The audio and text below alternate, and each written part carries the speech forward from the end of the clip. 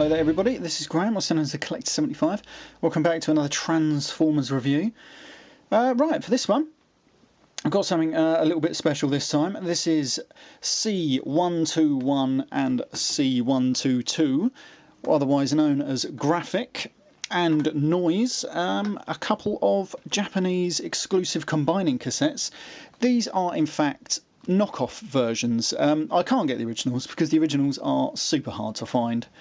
I think I told you in my other review of the other two combining cassettes that I've got that they're just way overpriced and very rare. I did see them on eBay and I was going to bid a stupid amount of money for them, but I'm glad I never now. But anyway, these are the knockoff versions. I was quite lucky to get these actually because I didn't actually think they were going to be made, especially with KO Toys going out of business. Because I'm not quite sure if they were the ones that were producing these or not. I know obviously they were selling them, well the original two anyway, but obviously with the site going down and everything, whether these ones would see the light of day or not, I wasn't too sure. But my mate phoned me up the other day and he said he had a set, and I was completely surprised because I really didn't think they would be made. But they were, and I bought them off him, probably a little bit more than the original set, mainly just because they're just harder to find these days. I believe you might find some on ioffer.com, but I did check on eBay and I couldn't see none on eBay. But anyway, so they're Japanese combining cassettes. These are of course knockoff ones. They're extremely well done, exactly like the original first two that I reviewed. The only problem with these, or this set in particular anyway, is the back of the box. Let me just show you it here. They put this on upside down. It isn't too bad because obviously it's still the exact same thing that you'd find on the back, but it should have been obviously out the other way. Other than that, the box is totally fine, looks brilliant. As usual you would find with a knockoff. Right, onto the figures themselves. As you can see, usual cassette tape size. I've got one here just for a comparison. There we go. That is my flip side, e-hobby flip side that I've got. And I just thought I'd use him for a quick comparison. And there we go. Right, so this is Graphic, this is Noizu. Let me start with Graphic first. There, he's quite a cool little red cassette, obviously, and he transforms into a Petrosaur or something, or Pteranodon, something like that. Now then, I do have one or two reservations with these. It's not the quality of the figures. The quality of the figures are actually very good. Almost to G1 standards, really, almost. But, you know, just the odd little bit here and there. But it's actually the actual G1-ness of these figures. They are a little bit crap, to be honest. Anyway, right, so we're going to transform this, quite an easy transformation, really, into Petrosaur mode. We're going to, as it would start this way. We're going to flip these out. Come around here, just put your finger on the back there, and then come around here and just flip over the little head, like that. That just raises that. As you can see, ooh, these now become the little feet. Just flip them forward. This is quite a cool little bit. On this side of the cassette, you have to flip this bit out to the side like that, and again on this side, just like that. And there is wings, bit dodgy if you ask me. And then it comes with these, the two most smallest accessories that you're probably ever likely to get with a Transformer, is these. And these are his guns or whatever. There is a way of finding out which way they go. I think you've got to have the little circular one to the top on the wing on this. So you put this into the little post on there, like that, and it just sort of fits in. And the same again on this side. And that is Graphic in Petrodon mode. And he's obviously a dinosaur. It just looks very strange. I'm not quite sure about the wings. I don't know what this silver bit is supposed to represent. I'm really not too sure. Yeah, a bit strange, to be honest. Now, and I believe his name is Graphic anyway. The Japanese comes quite close with it. I believe it's pronounced Gurafu or Grafuru or something like that. And I believe that is the Japanese pronunciation of Graphic, or thereabouts anyway.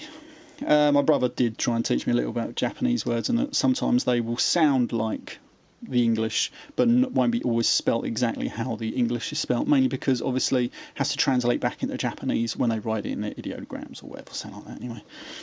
Right, so we're going to move on to Noizu, or Noizu, or something like that, pronounce how it's spelled. I think it's N-O-U-Z-U or something like that. And he's quite a cool little cassette. He's got a funny little transformation. He has this giant, oh bloody hell, he has this giant long tail that you just flip out like that. We're going to extend that to there, probably the easiest way. And then from the body section, you just got to split it in half, if I can get it. It's tabbed in quite well.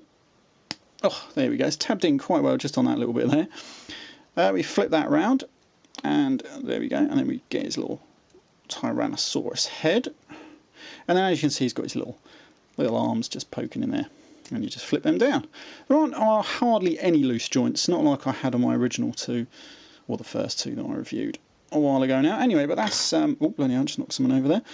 That is him in his Tyrannosaurus mode. Now what you've got to do here is you've got to split the legs slightly, sounds a bit dodgy, to give him like his separated feet look a bit like on Overkill.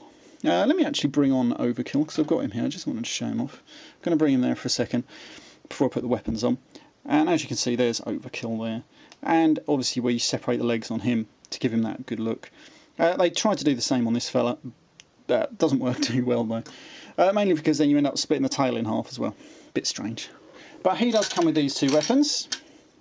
And these fit easily up there. And up there. And that's not a bad looking dinosaur. Not the greatest. Let me just show you the head. It's alright. It's not really going to get no articulation of any kind on this fella. The little arms are tucked away in there. You can't really tell them. It's got a funny little head. Very reminiscent of Grimlock, to be honest.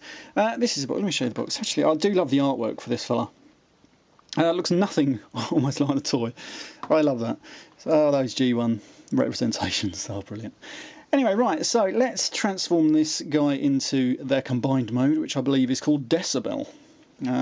This time I tried to find out the names, unlike the last time when I did my other review, I completely forgot the names of they actually transform into. Anyway, right, so you're going to take these little weapons off. Oh, it's just probably gone somewhere now. I'll never find it. As I was saying, about just the odd little bit, as you can see, I don't know if it's going to zoom in too well. It's got just a little bit of the plastic weld there, just on. That's what they've just left on. Just needs cleaning off with like a scalpel. I know how to sort it right out. Right, so to transform that, we're taking off the weapons. You're going to flip his head back, rotate the feet back like that. I'm going to flip these down like that. These are of course going to become the legs. Now then, we've got to try and get in here and flip this little bit down. I think I probably pushed this one a little bit too much away just now. Yeah, there we go. So I'm just going to have to find something. I thought I had something just now. No, I haven't. I thought I did. Yes, here we go. Sorry about this, guys. Aha.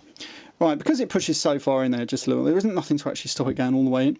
Just got to use like a scalpel, just get it in there, just so you can get it out. Let me get my scalpel out of the way, and then you can fold it down because they're very tight in those joints. Anyway, this should be around that way, but I'll come back to that in a minute. And anyway, so that's the lower half of the body done. Let's move on to this fella. Let's put his arms away. Let's put the head away because I don't believe we need that now. These are going to become the arms, his tail. You open that out like that. That's going to become the bottom actually, so these need to come down that way and that way. Where's his head? His head is lurking in here somewhere. There it is. So we open him out like that. There's his little head. We flip that open and then rotate it back up like that. Now then, this is the back half of his body. I'm going to put the weapons on now because it might become a little fiddly later. I'm going to pop that in like that. Nice little good fit. Whey! Nice little good fit on these weapons. Right, just get them on. There we go. Just fitting nice and snugly. The only problem on this figure, it probably happens on the G1 as well, because the head isn't loose in there enough, and it's quite tight. But he's got a little post, a little post just there, so a little port just in there. And now all of this heavy cassette will rest right on this joint in here. And I don't know if you're going to see it too well. I've got a few stress marks just around there, just where I've already transformed him once or twice. But anyway, quite simply, it just pushes onto that joint.